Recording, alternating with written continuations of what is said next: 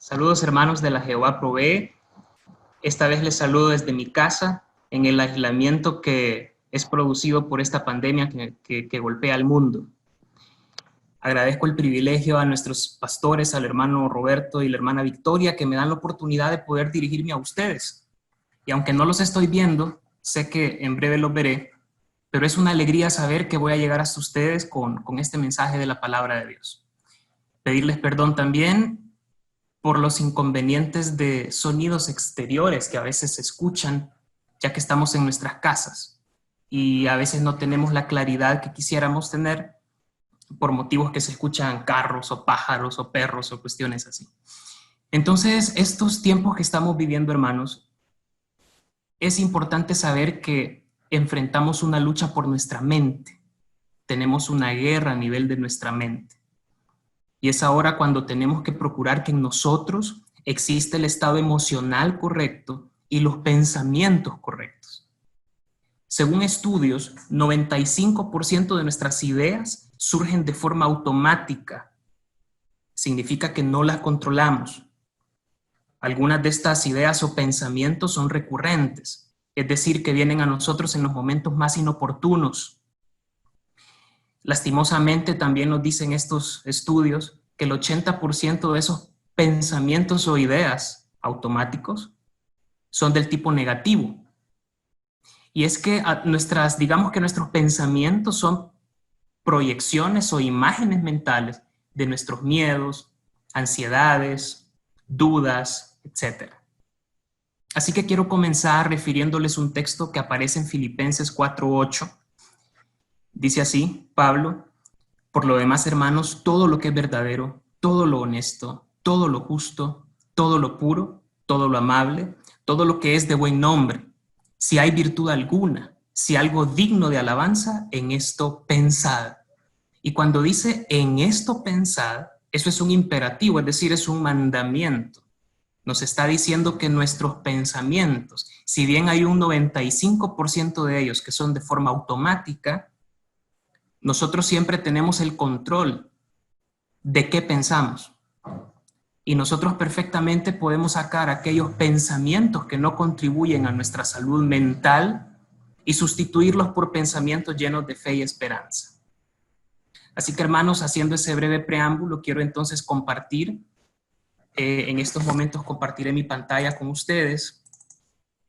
Voy a apagar también el video para que toda la atención esté puesta en la pantalla. Y quiero compartir bajo el título Un encuentro crucial. Voy a compartir en Marcos capítulo 5 el relato que todos conocemos de Jesús y la mujer del flujo de sangre. Esto aparece en Marcos 5 del 21 al 43, aunque no leeré toda esa porción de texto, voy a leer una porción menor. Este episodio, este encuentro, aparece en algunas versiones bíblicas con un nombre terrible. Dice Jesús y la hemorroísa. Me parece que este es un nombre terrible porque está usando un calificativo hacia una persona que sufre y que está enferma. Y lo primero que diré es que, por favor, hermanos, evitemos usar calificativos cuando nos referimos a personas que padecen una enfermedad. No podemos hablar de la hemorroísa, no podemos hablar del canceroso, la cancerosa, el sidoso. Tendríamos que tener un poco más respeto por la dignidad humana que el que a veces tenemos cuando nosotros decimos el enfermo, el enfermito, incluso utilizando en sentido diminutivo, pues estamos hablando de seres humanos. Entonces, aquí no vamos a hablar de la hemorroísa, sino que la mujer que padecía del flujo de sangre. Entonces, vamos a leer del 25 al 29. Pero una mujer que desde hacía 12 años padecía de flujo de sangre y había sufrido mucho de muchos médicos y gastado todo lo que tenía y nada había aprovechado, antes le iba peor, cuando oyó hablar de Jesús, vino por detrás entre la multitud y tocó su manto, porque decía, si tocare tan solamente su manto, seré salva. Y enseguida la fuente de su sangre se secó y sintió en el cuerpo que estaba sana de aquel azote. Quiero dirigirme en unas breves palabras de oración a ustedes. Gracias a Dios por este tiempo que nos regalas, por la oportunidad que nos das de poder interactuar a través de la tecnología. Te pido que tu palabra llegue hasta los hogares y que en esta breve meditación que vamos a hacer, tú puedas darnos la dirección que necesitamos. En Cristo Jesús. Amén. Bien, ¿qué es lo que ocurre antes de este episodio? Siempre es importante poner en contexto lo que Jesús dice y hace. Veamos entonces qué pasó antes de aquella escena.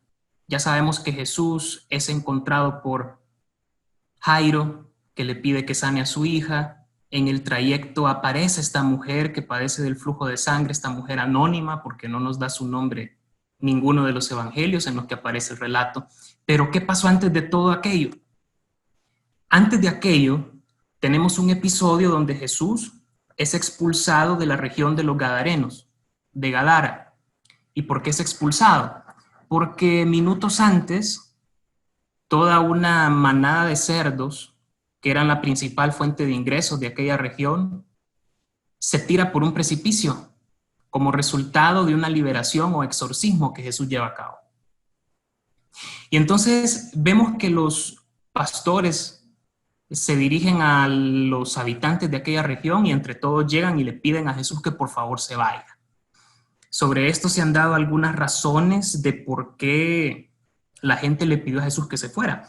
La primera es que los dueños de los cerdos enfrentaron pérdidas, obviamente les preocupaba que alguien viniera a dañar su fuente de ingresos, así que piden que el exorcista se vaya. Quizás esta palabra, no sé qué tan familiarizados estamos con ella, porque pensamos que es una palabra más católica, pero cuando hablamos del exorcista, hablamos de alguien que conjura los demonios y los echa fuera de las personas. Y en tiempos de Jesús había muchísimos exorcistas ambulantes, algunos azotaban al poseído hasta que el espíritu lo dejaba, otros usaban encantamientos, pero parece ser que este exorcista es distinto a todos aquellos. Y es que posiblemente quizás ni siquiera estaban tan preocupados por las pérdidas económicas que le provocó aquella liberación, sino que simplemente tuvieron miedo de ver el poder de aquel exorcista tan diferente de todo lo que ellos habían visto antes. La cosa es que lo echan, lo expulsan porque la gente está llena de temor. Entonces, Jesús no encuentra más fe. Lo que hay en aquella región es miedo. En consecuencia, Jesús se retira y no hace ningún milagro ahí. ¿Había necesidad? Por supuesto que sí. No sabemos qué otras personas estaban enfermas o con necesidad, pero no se puede hacer milagros en el contexto donde hay temor. Y por eso es que Jesús se va. Ahora, esto es lo que pasa antes de la escena que estamos estudiando. Jesús entonces se va de Gadara y al otro lado del lago lo están esperando dos realidades distintas. Y esto es bien interesante, porque a un lado del lago lo quieren fuera, pero al otro lado del lago lo están esperando con ansias. Y lo esperan dos personas afligidas, que estas personas sí necesitan de los milagros de aquel hombre. Pero entonces, las dos personas reflejan también dos contextos muy diferentes. Por un lado, hay una petición pública de un hombre honorable, principal de la sinagoga, que se llama Jairo. Y por otro lado, hay una petición secreta que nadie conoce, nadie sabe, de parte de una mujer indigna que tiene una enfermedad que la vuelve impura. Lo primero que quiero pedirles es que vean este gran contraste. Estamos hablando de un hombre honorable, del estrato más elevado de la sociedad palestinense. Por otro lado, una mujer fracasada, impura, que está en la más extrema pobreza a causa de su enfermedad. Parece ser que esta mujer no siempre fue pobre, pero nos dice que durante 12 años padeció de una enfermedad que le hizo gastar todo lo que tenía. Por tanto, ahora está reducida a la mendicidad. Es una mendiga. Es una mujer empobrecida por su enfermedad. Mientras que por el otro lado vemos a un hombre que es tan famoso que las multitudes son testigos de la petición que él hace.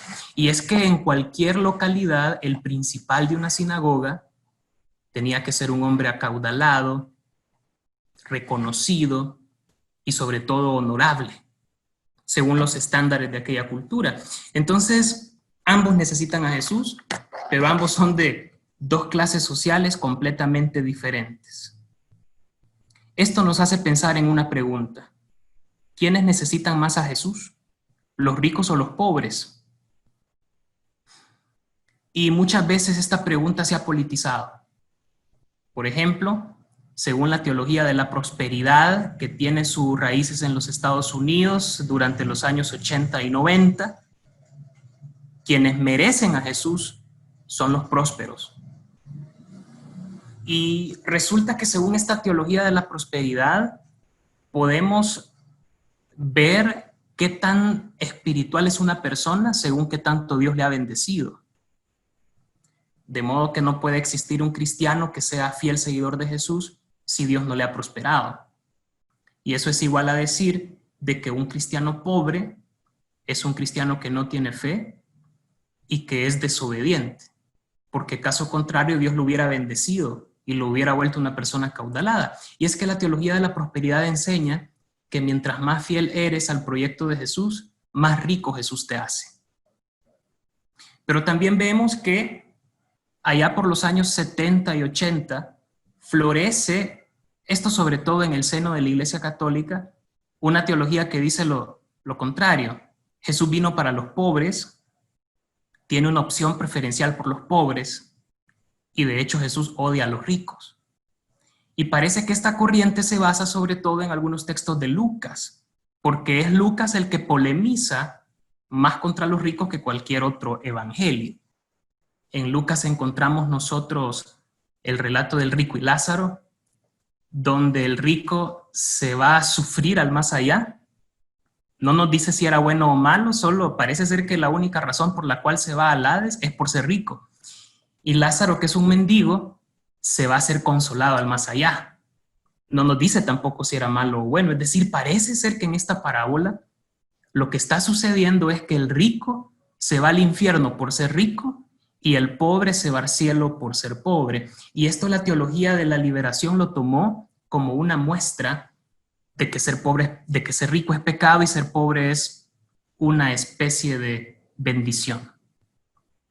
Pues bien, la pregunta era, ¿quiénes necesitan más a Jesús? ¿Los ricos o los pobres? Ambos. Porque en este relato Jesús viene por ambos. Y Jesús salva a ambos. Y Jesús transforma la realidad de ambos.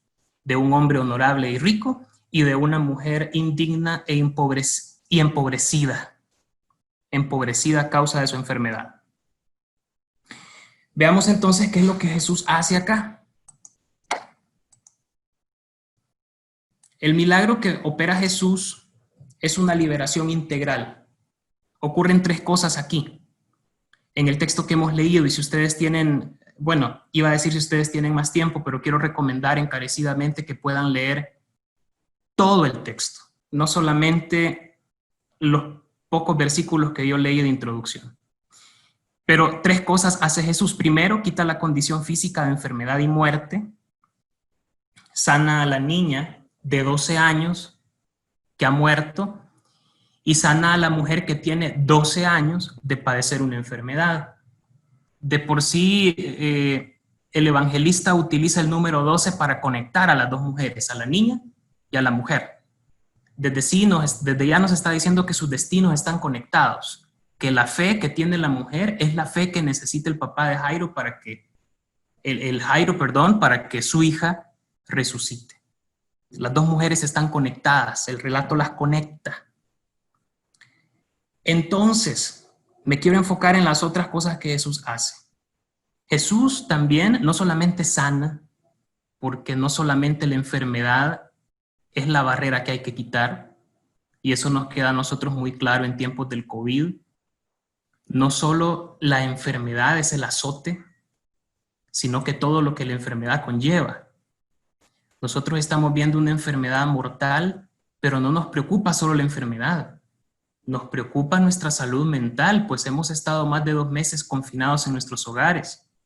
Nos preocupa también nuestra salud financiera, pues muchos se han quedado sin su fuente de ingresos. A otros les preocupa el nivel de endeudamiento que está teniendo el país. Es decir, la enfermedad no solamente golpea al ámbito físico del ser humano, sino que la enfermedad trae consecuencias en todos los ámbitos de la existencia humana. Y por eso es que tanto Jairo como la mujer del flujo de sangre no solamente está enferma una, y el otro con su hija agonizando o muerta, sino que hay toda una serie de barreras y de dificultades que ellos están enfrentando. En primer lugar, Jesús anula el estigma social, sobre todo en Jairo. ¿Y qué es el estigma social? El estigma social ocurre cuando una persona la metemos en categorías ofensivas, donde se gana el desprecio y el rechazo de la gente. Jairo está bajo un estigma social porque se supone que él es el principal de una sinagoga, es un hombre justo y la enfermedad no puede llegar a su casa. Según esta cosmovisión de los judíos, si la enfermedad llega a la casa de alguien es porque ese alguien está bajo maldición. Pues el resultado de obedecer a Dios y ser un buen creyente es que no te va a llegar ninguna enfermedad. Entonces Jairo no solamente está enfrentando la dolorosa muerte de su hija, sino que el estigma social. Porque la gente en aquella cultura se está preguntando, ¿y cómo es que llegó la muerte a la casa de Jairo si él es un principal de la sinagoga?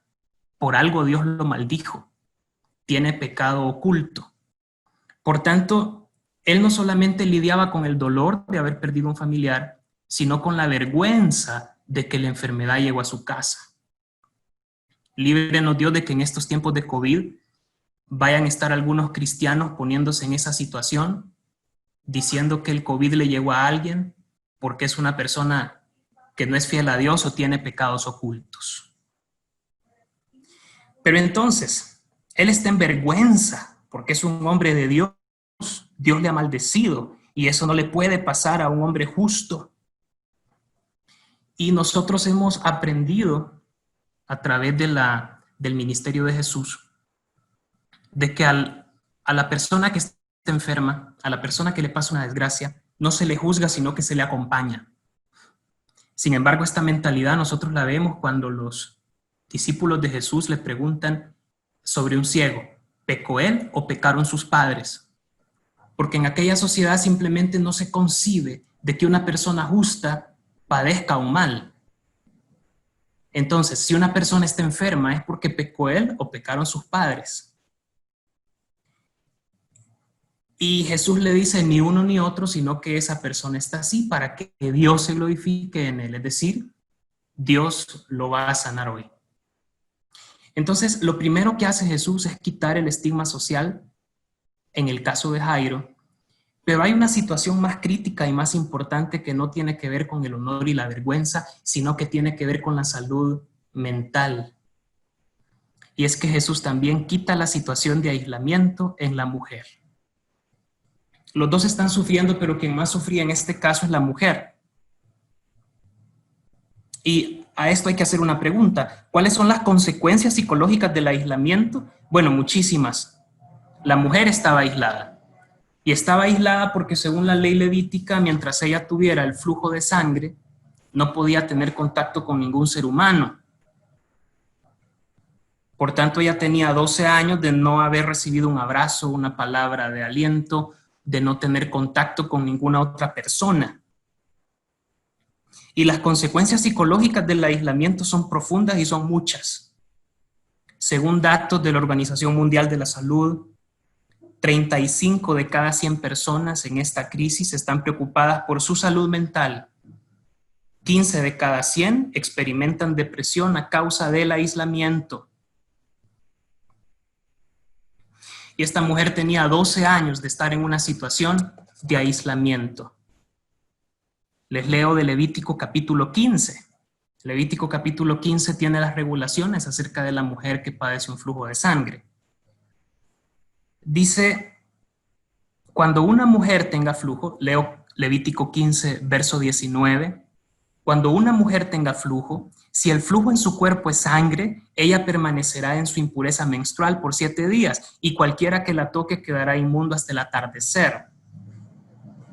Leo el 21. Cualquiera que toque su cama lavará su ropa, se bañará en agua y quedará inmundo hasta el atardecer. Leo el 23. Sea que esté sobre la cama, sobre aquello en lo cual ella se haya sentado, el que lo toque quedará inmundo hasta el atardecer. Leo el 24. Si un hombre se acuesta con ella y su impureza menstrual lo mancha, quedará inmundo por 7 días, y toda cama sobre la que él se acueste quedará inmunda. Es decir, la condición de una mujer que está en una situación de flujo constante es que constantemente esté impura, no solamente ella, sino todo lo que toque y todo aquello que entre en contacto con lo que ella toque. Significa que según la ley levítica, ella tiene 12 años de no conocer lo que es el contacto humano, y eso ha provocado consecuencias psicológicas muy graves en ella. Por eso es que cuando Jesús le dice hija, ajot, pero ajot está en diminutivo acá, le está diciendo hijita, le está diciendo con ternura. No dice el texto que la toca, pero probablemente sí lo hace, porque hijita es una palabra llena de ternura, y difícilmente una palabra tan tierna puede darse sin al menos tener alguna especie de contacto físico. Y sabemos que Jesús se dejaba tocar y tocaba a la gente. Posiblemente esta palabra de Jesús llena de afecto y su posible contacto hacia la mujer es lo más humano que ella ha experimentado desde hace 12 años. Le dice, hija, hijita, tu fe te ha hecho salva, ve en paz y queda sana de tu azote. Probablemente nosotros en otras versiones leamos que dice hijita, porque aparece aquí en diminutivo. Entonces, en conclusión, las necesidades eran muy complejas, iban más allá de la enfermedad que estaba viviendo la mujer y más allá de la muerte de la hija de Jairo.